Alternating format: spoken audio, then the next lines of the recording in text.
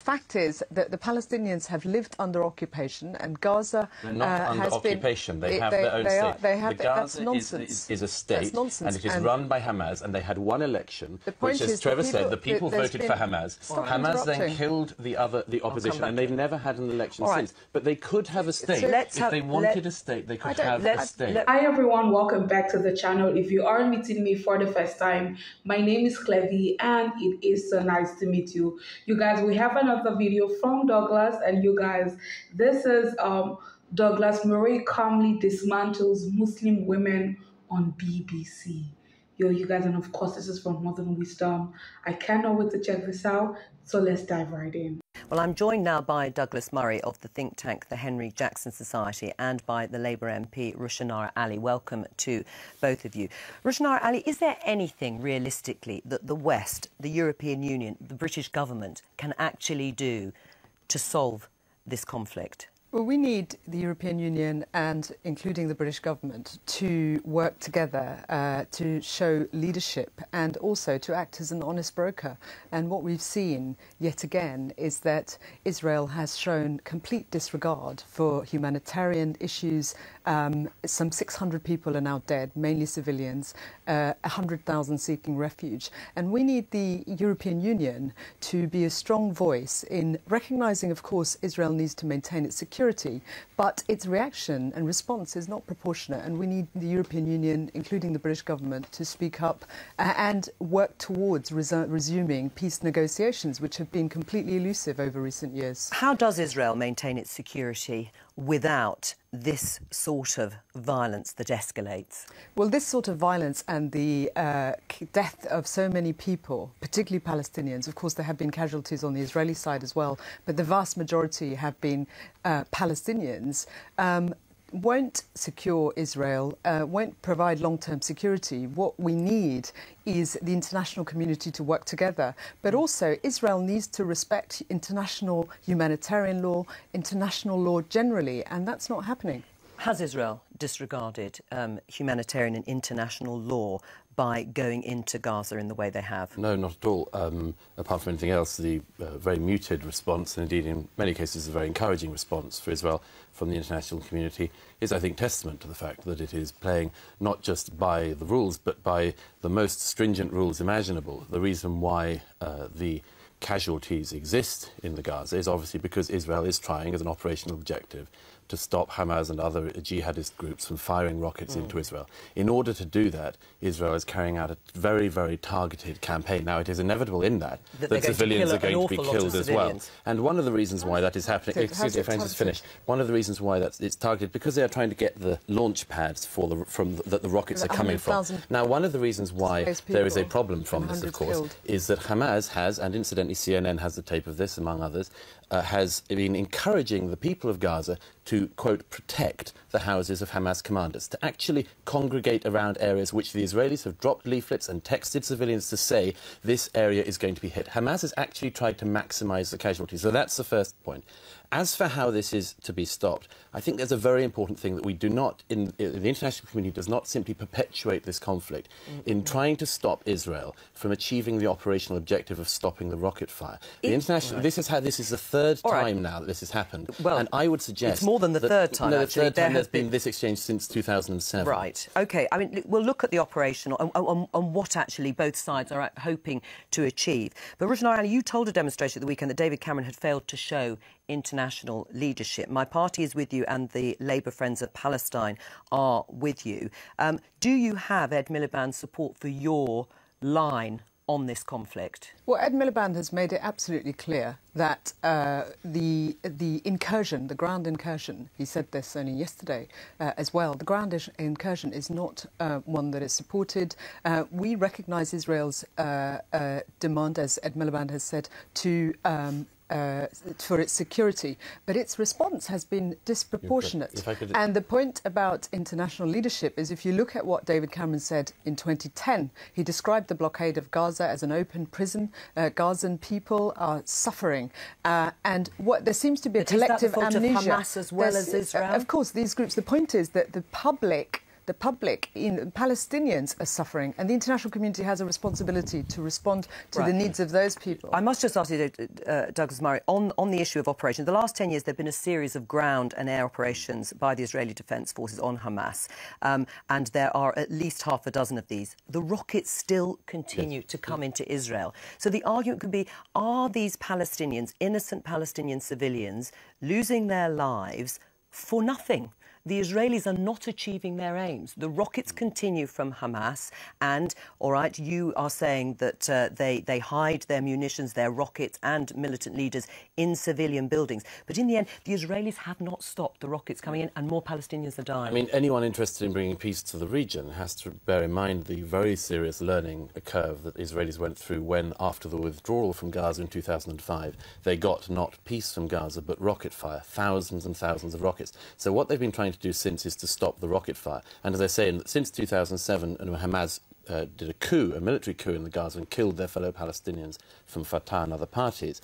The Israelis have, on 3 major occasions now, gone in. Now, the problem with this is that the international community tends to allow Israel some weeks in order to achieve the operational objective. They're going to lose international support, aren't they, now, Israel? The crucial thing, just to add on this, is it is very important that Israel is allowed to win at some point. The international community is quite good at prolonging the conflict precisely by not allowing Israel to achieve its operational objective. What does a win look like in this case? I mean, can there ever be a military solution to this problem of particularly Gaza and Israel rather than the West Bank and Israel?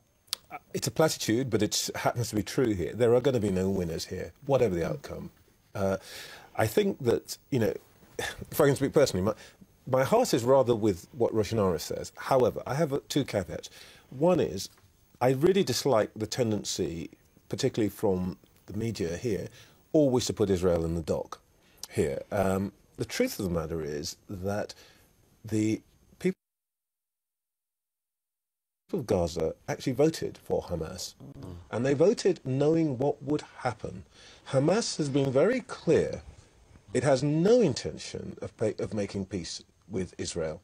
So actually, you know, this is a horrible, cruel thing to say. This is a result of a democratic outcome. And by the way, the really bigger issue here is Egypt, because that's what's really made the big difference here. So I think...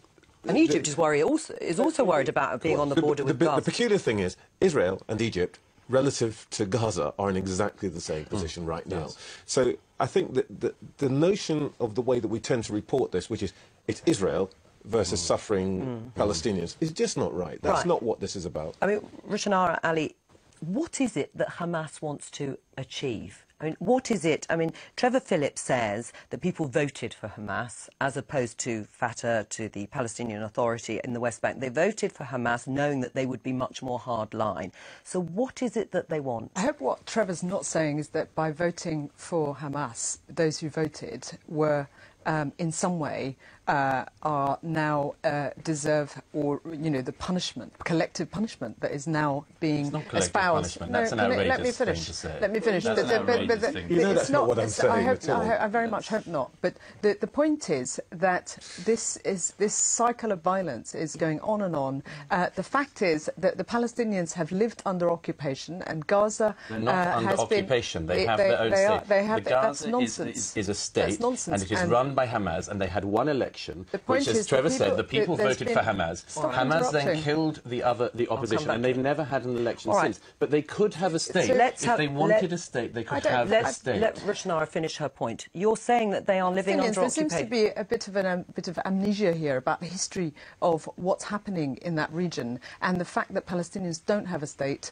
They have, you know, lived under occupation. They've lived under attack, and what we need is rapidly, in order to secure peace, which is rapidly eluding this region. We need the international community. We need leaders in America and European Union to work together to resume negotiations and to, first of all, bring an end to this conflict. Well, and the end of the conflict will be fastest brought about by Hamas being thrown out of the West Bank by the Palestinians of the West Bank, or by any other force available. We've got to remember this. The two-state solution, such as it is, and it's a dream, but it's still a possible dream. If you're talking talk about the West Do Bank. the Israelis genuinely believe in that? Yes, I think they do, with the West Bank. The thing that is a problem, and is an irreconcilable problem at the moment, is what you do with Hamas, which wants to annihilate the Jewish state and does not want peace. That is a problem. Right. The real problem here is the agenda is now being controlled by people who don't want peace, whether it is the settlers on the West Bank or it's Hamas. That's the problem. How do we wrest the agenda out of the hands of those groups of people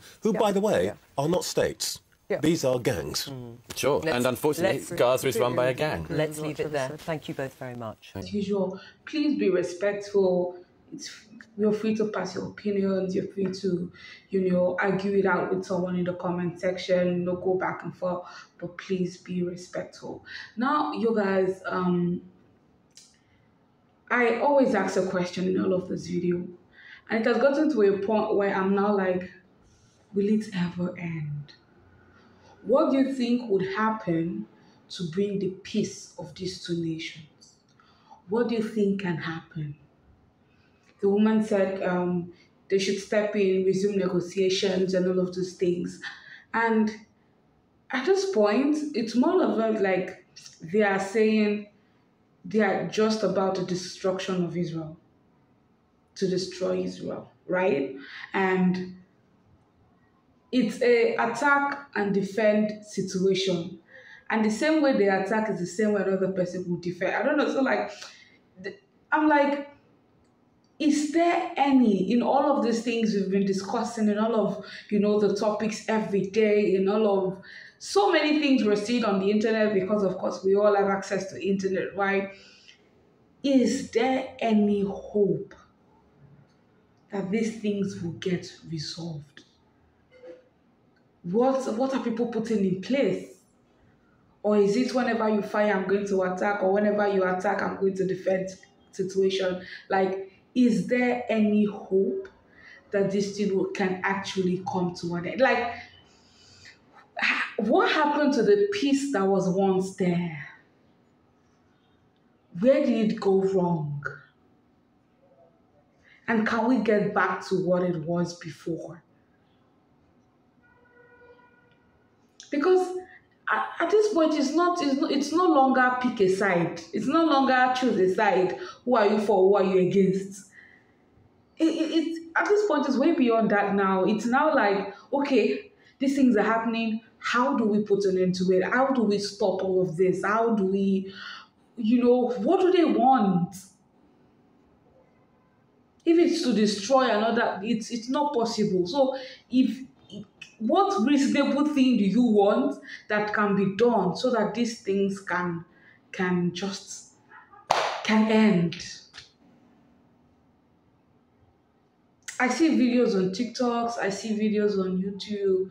I don't really see it on YouTube because I think YouTube has like this really strict, policies on it, but you'd see all over TikTok. You'd see people vlogging their life in each of these different locations, and you're like, oh my God, this is the way of life. This is how they are living. This is how, this is the impact. You're like literally seeing the impact, and you're like, okay, can things go back to the way they were? Because at this point, it's no longer pick a side now. It's like, how can this thing be resolved? What can be done? The other day we had an interview with Charlie Kirk and someone, and he's like, okay, should Hamas surrender? And this is like, no, Hamas shouldn't surrender. Because he's of the opinion that if Hamas surrender, Israel will surrender, and everywhere is at peace. But we cannot surrender and know that 2 to 3 days when we leave our hands, do you understand? Like, you're going to strike us. Like, we need that agreement. We need that negotiation to take place. We need that, okay, we are working towards it, because the longer these things plays out, the longer it plays out, the more hope is looking like it's not even there anymore. The more people in these states are being affected, and the next thing you're going to hear of, we're hearing migration here and there, and you're like, there will be the migration you are running away from. There will be an increased rate of migration, because who would stay in such states? Who would stay in such countries? Do you understand what I mean? So, like, at the end of the day, we need this thing to be resolved. Honestly, we need this thing to be resolved. We need this to be resolved. And I hope it does. I pray it does. Because it has dragged out for so long. One moment you hear that they're okay, the next moment you're hearing this is happening and you're like, we need these things resolved. But you guys, let me know your own thoughts. Let me know your opinion. What do you think about it? As usual, the video starts from the comment section. And so I'll see you there.